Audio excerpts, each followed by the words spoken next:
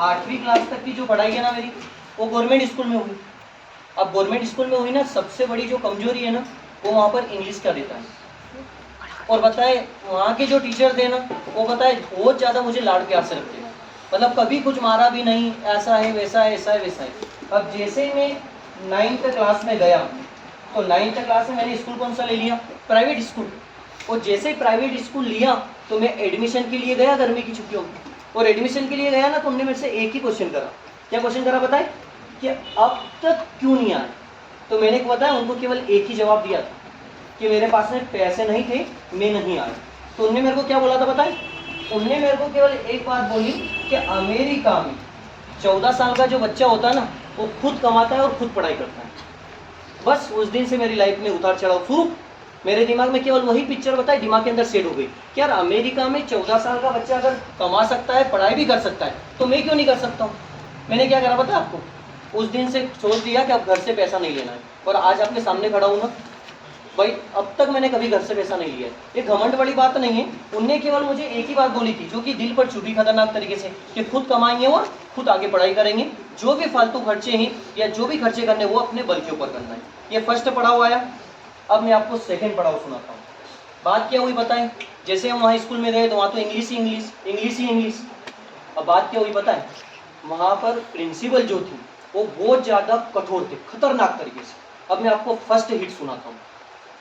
मेरा ये था कि यार 9th में एडमिशन तो ले लिया है, चमत्कार तो दिखाना पड़ेगा।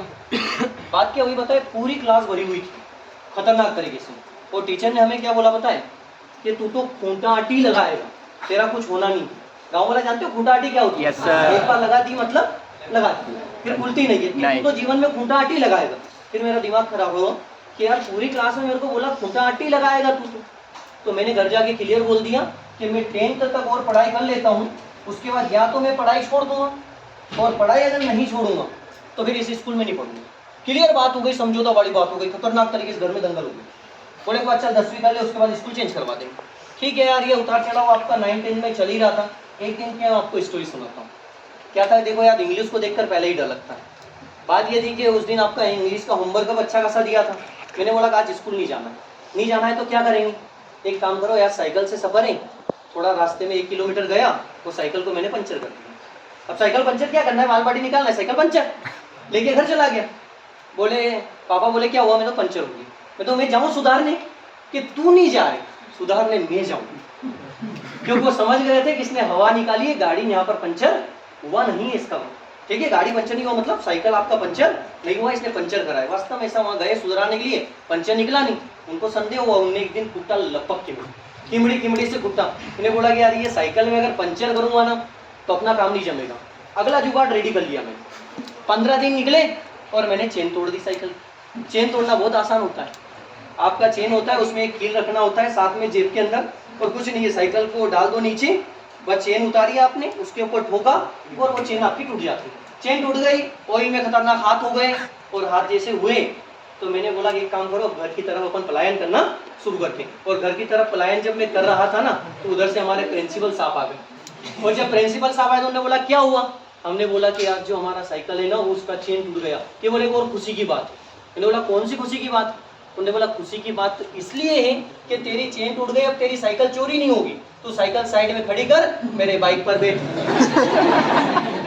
माँ की कसम खाकर आज जो भी बता रहा हूँ ना, मैं आपको क्लियर बता रहा हूँ। वो साइकिल पर बिठाकर मुझे ले गए, उस बाइक के ऊपर बिठा के ले गए, और बाइक के ऊपर बिठा के ले गए। और फिर बताया मेरी खेल काफी कंप्लीट नहीं थी, बात ये थी।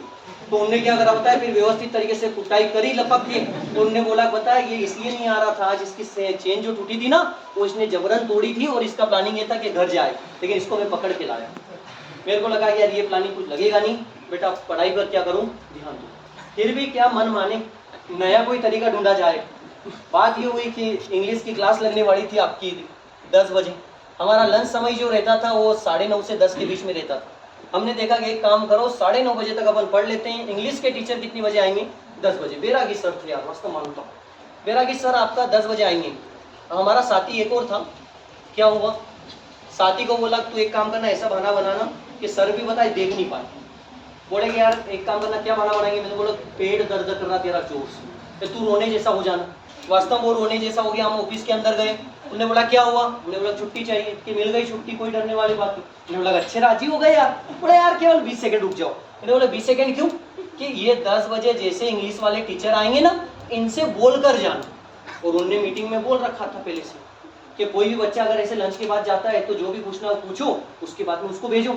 अब यार क्या हुआ, जैसे वो सर अंदर आए गेट से और हमने बोला हम जाए, कि इतना समय रुके हो, 20 सेकंड और रुक जाओ। हमने बोला 20 सेकंड और रुक जाते हैं। पहले मीनिंग पूछे, नहीं आए, अच्छी खासी कुटाई कर ली, उसके बोले बेटा आप जाओ। हमने बोला कि यार अब जाके भी क्या करेंगे, लेकिन अब पता है अब इज्जत तो बचानी पड़ेगी। तो हमने क्या करा, फिर चले गए, फिर चाय के होटल पर वहां बैठे, फिर 11:30 बजे कहाँ चले गए, घर चले गए।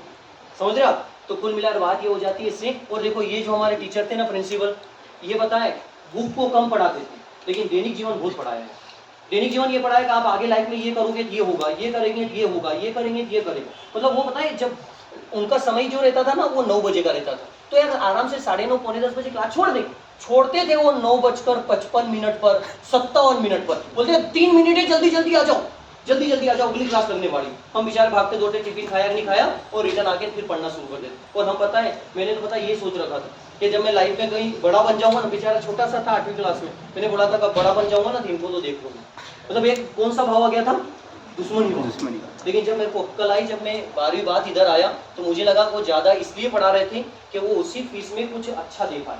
वो धीरू भाई अंबानी, मुकेश भाई अंबानी और पूछो ही मत, वो इसलिए कर रहे थे कि कुछ लाइफ में सीखने को मिले। और वास्तव वही दैनिक जीवन में चीजें याद आई। कोई पढ़ा हुआ तो ठीक है, कौन सा आपका हिंदी में चैप्टर था वो तो आपको भी याद नहीं होगा कि 5वीं क्लास में कौन सा था, लेकिन जिनने अच्छा नॉलेज लिया होगा उसका दिमाग का विकास अच्छा खासा हो जाता है। तो ये तो मैंने आपको बता दिया कि टीचर ही होता है। और आज अगर वो मेरे सामने आ जाए ना तो ऐसे आंखों में आंसू आ जाते हैं। तो वास्तव मानना पड़ेगा। अगर मेरी बात सुनो, मैंने पूरी प्लानिंग भर रखी थी, 10वीं बाद पढ़ाई नहीं करेंगे और करेंगे दूसरे स्कूल में करेंगे। और क्या प्लानिंग थी, धीरे धीरे अपन बढ़ाएंगे, 10 में से कर लेंगे तो कुल मिलाकर 100 लीटर दूध आएगा, 40 के भाव से जाएगा तो 4000 एक दिन के आ रहे। वो 4000 एक दिन के मेरे को गुना करता सही से आता ही नहीं, लेकिन 30 का दिन का अगर गुना करें तो 1,20,000 का टर्नओवर होगा। पापा ने फिर हिसाब जोड़कर बताया। और वास्तव अगर ये टीचर मिलते ही, मैं बोल रहा ना मैं कुछ भी नहीं, माता पिता अगर वो टीचर मिलते ही नहीं ना तो वास्तव में यही काम करता। और आज मेरे को लगता है कि यार मैंने लाइफ में कुछ भी नहीं करा।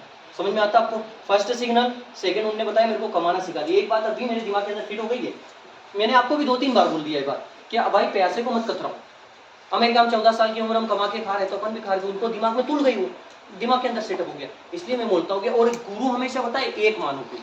समझ रहे, एक गुरु मतलब आप समझते हो ना, शिक्षा के क्षेत्र में एक गुरु मान लिया, भले वो आपका दोस्त हो सकता है, आपके मम्मी पापा पढ़ाई में अच्छे हैं तो उनको गुरु मान लो, भले आपका मोबाइल पढ़ा लिखा अगर अच्छा है तो मोबाइल को गुरु मान लो, अगर आपको ऐसा लगता है पंखे में ज्यादा नॉलेज है इसको ही गुरु मान लो, फिर इसकी राहों पे चलना शुरू करो तो आप सफल हो जाओगे। अब आप में से सबसे बड़ी बात क्या होती है, आज पंखे पर, कल बोर्ड पर, कल परसों उसको, तो बस वो दिक्कत आपके लिए समस्या पैदा कर। एक गुरु रखो और बस वो जो बता रहा है उसको आगे का चलते रहो, क्योंकि उसने सारे रास्ते देख रखे और हम उन रास्तों को लेकर अभी अनजान हैं। आपको पता है अपना बुढ़ापा कैसे बिताना वाला है, लेकिन जब एक गांव में डोकरा बैठा हुआ एक लेक्चर देता है कि बेटा बुढ़ापे में ये दिक्कत आती है, तो अपन सुनते हैं क्या, जो अपने साथ में बीत नहीं रही चीजें, इसलिए दिक्कत आ जाती है। ठीक है। और सेकंड मैंने जो फोटो डाल रखा ना वो हमारे हॉस्टल के, और हॉस्टल के इसलिए पता है उनको सबसे बड़ा गुरु मैं रतलाम में मानता हूँ। क्यों? क्योंकि अगर वो मुझे वहां पर रहने के लिए अगर स्थान नहीं देते तो सामने आज मैं आपके खड़ा भी नहीं देता। उन्हें सबसे पहले मुझे वहीं तो स्थान दिया कि आप यहाँ पर ठहरो, और उन्हीं ने तो सपोर्ट करा, तब जाकर अपन आगे बढ़े। तो सेकंड गुरु हमारे हो जाते हैं। ठीक है। वो जो हॉस्टल के मैंने ना वो स्पेस ही नहीं था, फिर भी जबरन उन्होंने कहा नहीं एडजस्ट कर लेंगे। इसलिए बोलता हूँ देखो लाइफ में बहुत सारी छोटी मोटी बातें आएगी, लेकिन आप बताए थोड़ा बातों को गहराई से समझना शुरू करो तो सब चीजें आपके लिए आसान। और मानना हो ना तो दिखावे का मत मानो, अंदर से मानो, आपके काम ऐसे टल जाते। मैं बोल रहा ना आपको, रात में थकान होती है ना तो मैं मेरे गुरु को ही देखता हूँ कि यार इतना पैसा होने के बाद भी बंदा आज भी 3-3 घंटे सोता है, इतना कुछ मेहनत करता है, तो मैं तो यार उन्हीं का निकला हुआ एक शिष्य हूँ, मुझे तो 2 गुना मेहनत करनी चाहिए। फिर मेरे अंदर आग आती है जो कि मेरे को नाइट में सोने नहीं देती। पता है ना, मैं बहुत कुछ मानता हूँ। मैं बोल रहा ना कैसे होता है ना, अभी शुरुआत करता हूँ ना, पहले उन्हीं का नाम लेकर शुरुआत करता हूँ कि बस ठीक है यार अब देख लेना जैसा भी। समझ में आता आपको? इतना ज्यादा मानते हो तो रिजल्ट आता है। अपन क्या कहते हैं, किसी को कुछ सीरियस लेते ही नहीं लेते तो दिक्कत आती है। आप कभी अगर आपसे क्वेश्चन नहीं बने और आप किसी गुरु को अगर मानते हो तो आप एक बार ध्यान करके फिर क्वेश्चन बनाना, फिर देखना आपको परिवर्तन आता है क्या। लेकिन आप ऐसा कुछ भी नहीं मानते तब जाकर आपको दिक्कत आती है। ठीक है। और मैं ये नहीं बोल रहा हूँ कि आप मुझे ही मान, आप तो किसी को भी गुरु मान लो, बोले दोस्त अच्छा है तो उसको मान, लेकिन उसकी राहों पे चलना जरूरी है। ठीक है, अपने मन की नहीं चलाना है, क्योंकि आप आगे नहीं जानते कि आपका क्या होने वाला है। ठीक है, डन है। ये गुरु पूर्णिमा और अपन ने कार्यक्रम, इसलिए कुछ बच्चे बोल भी रहे थे कि सर कार्यक्रम रखें, लेकिन अपन कार्यक्रम नहीं रखें, क्योंकि कार्यक्रम रखते तो दिक्कत ही आ जाती, मार्केट में माहौल जाता, तो फिर बोलते सक्सेस वाले इतना रहे, और अभी अपने को इतना नहीं बेटा, इतना ज्यादा साइलेंट हो जाओ, जब सिलेक्शन होगा उस दिन आपकी तबाही मचेगा। ठीक है, लेकिन अभी अपने को इतना शांत हो जाना। कोई बोलता है तेरे को कुछ आता क्या, तो आप क्लियर बोल दो मेरे को बेटा कुछ नहीं आता, तेरे को ही सब कुछ आता, बेसी मत करो किससे, सबको रिजल्ट में बता देंगे, कोई दिक्कत नहीं, इतने ज्यादा शांत बन जाओ। ठीक है, वरना वो दिखावा 1% कभी नहीं करना, घमंड कभी मत करना।